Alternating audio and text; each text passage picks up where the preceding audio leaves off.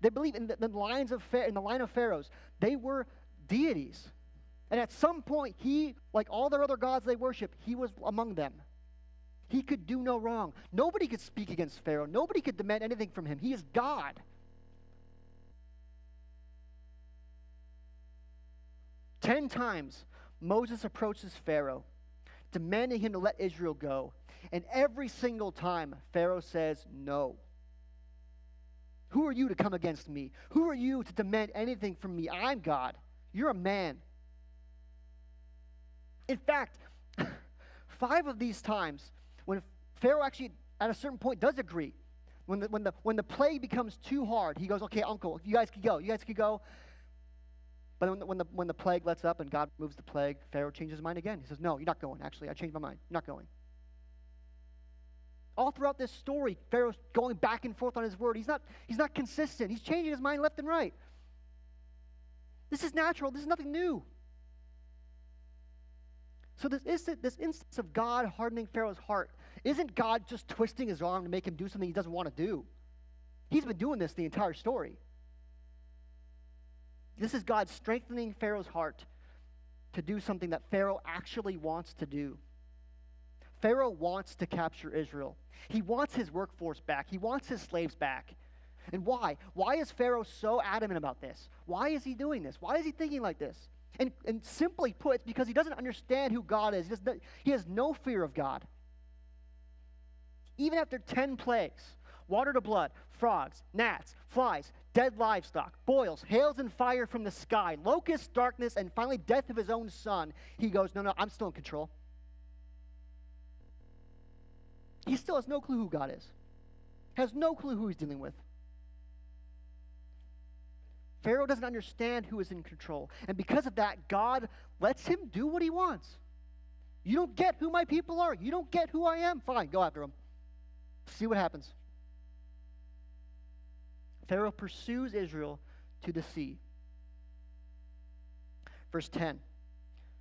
When Pharaoh drew near, the people of Israel lifted up their eyes, and behold, the Egyptians were marching after them.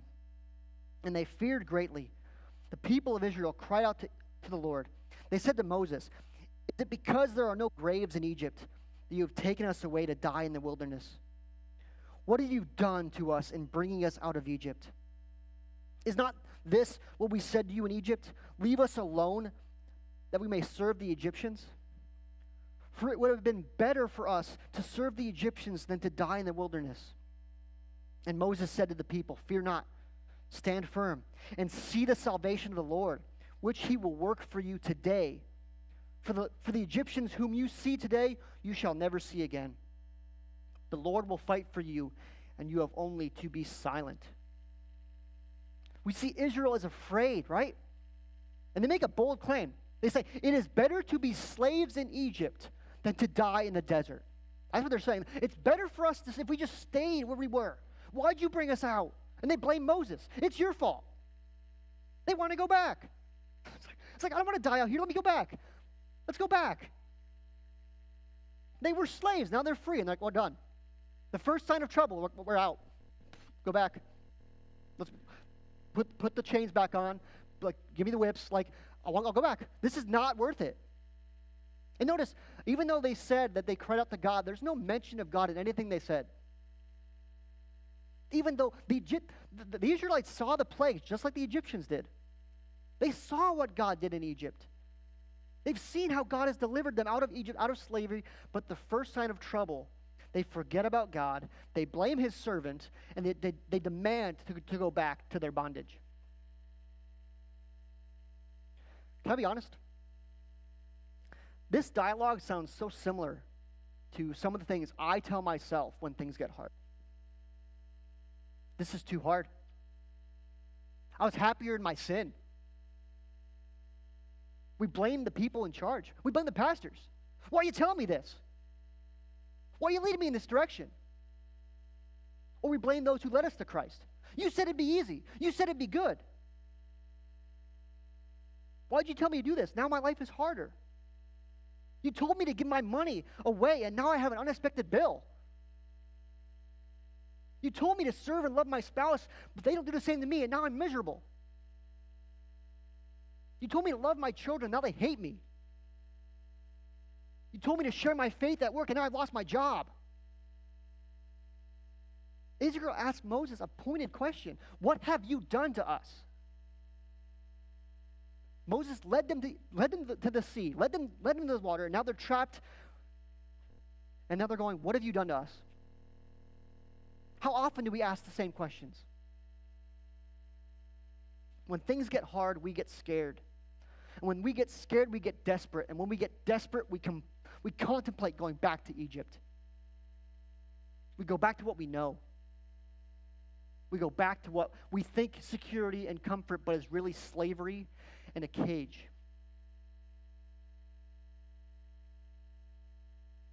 I can relate to this. But what does Moses do?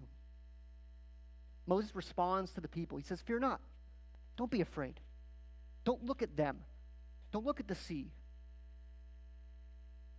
Fear not. Stand firm. Be ready. Get ready. Stand. See the salvation of the Lord, which is coming to you today. Those are great words. He says, these Egyptians you see here now, you will never see again. And then one of my favorite verses of all time says, the Lord will fight for you, and you have only to be silent. How awesome is that phrase? The King James says, hold your peace. The NIV says to be still. And the NLT says just stay calm. The idea here is just not to be anxious. The Lord your God will fight for you. Don't be anxious. Do not worry. Do not fear. Trust the Lord. That's all they have to do. Trust him to do what he's going to do. And that's all we have to do. When these hard times come to us, we don't got to go, God, what are you doing?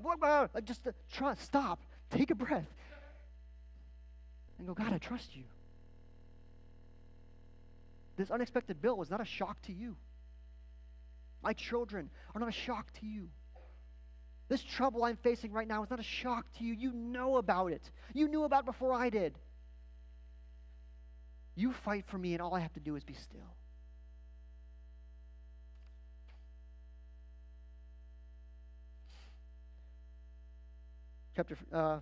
Verse 15. The Lord said to Moses, why do you cry to me?